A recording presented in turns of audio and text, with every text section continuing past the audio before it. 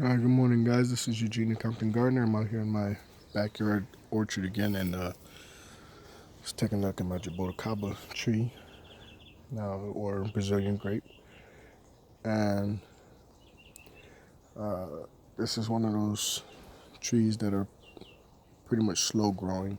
They could get up to 10 feet or so here in California, but mine is only at like 3 feet. And I have it in this raised bed here just so that I could have a different soil type in there with organic matter.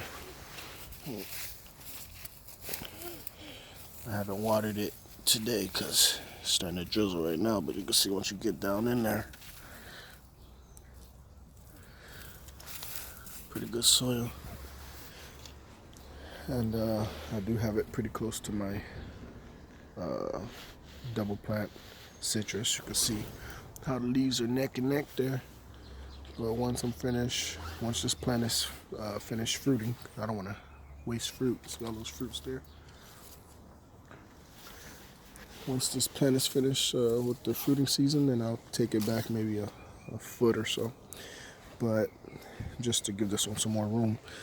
But anyway, so I was out here just looking at making my rounds, my morning rounds. And I looked to the back of the plant, and look what I see. There's a Jaboticaba. So I did have a bit of a scare during last year and this year because Jaboticabas, from what I read, is supposed to fruit on the trunk. The leaf there, sorry. It's supposed to fruit on the trunk and the branches there. And these white flower clusters come out from the trunk there. Not necessarily on the tips, but I would always get these like flowers on the tips, which gave me a good scare. I'm like, what the hell did I just buy online?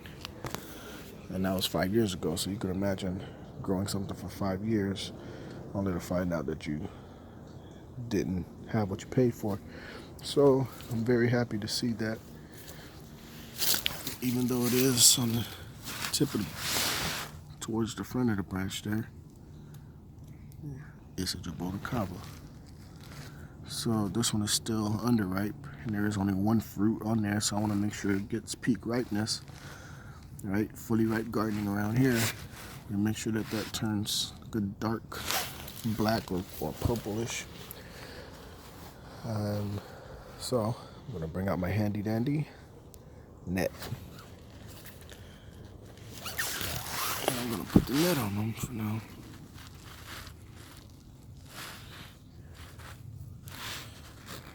Make sure he's deep in there. We don't want no birds, nothing coming to try to experience it before I do, right?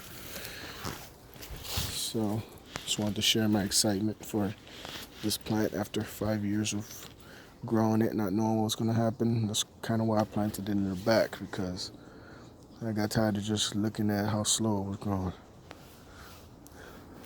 So I was just, like I said, making my morning rounds and just gave it a once over. You can see how big that fruit is. For me not to catch it, it takes about 25 days to ripen from flower to fruit.